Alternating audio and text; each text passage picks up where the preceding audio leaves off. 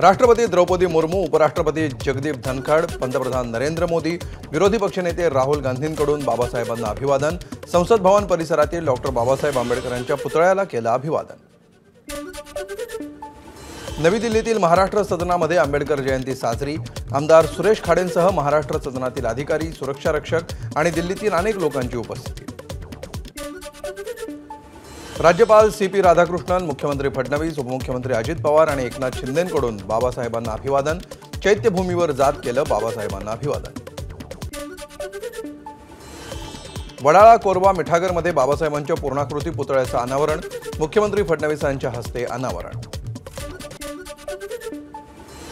ठाण्यात उपमुख्यमंत्री एकनाथ शिंदेंकडून कोर्ट नाका परिसरातील बाबासाहेबांच्या पुतळ्याला हार घालत अभिवादन.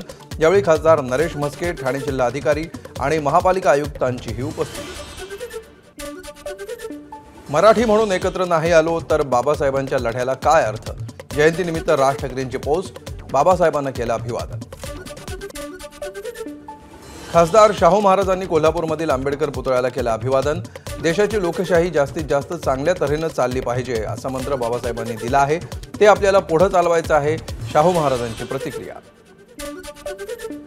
साताऱ्यामध्ये खासदार उदयनराजे भोसलेंनी केलं डॉक्टर बाबासाहेब आंबेडकरांना अभिवादन.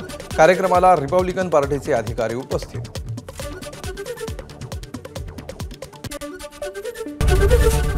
ABP माझा, उघडा डोळे बघा नीट.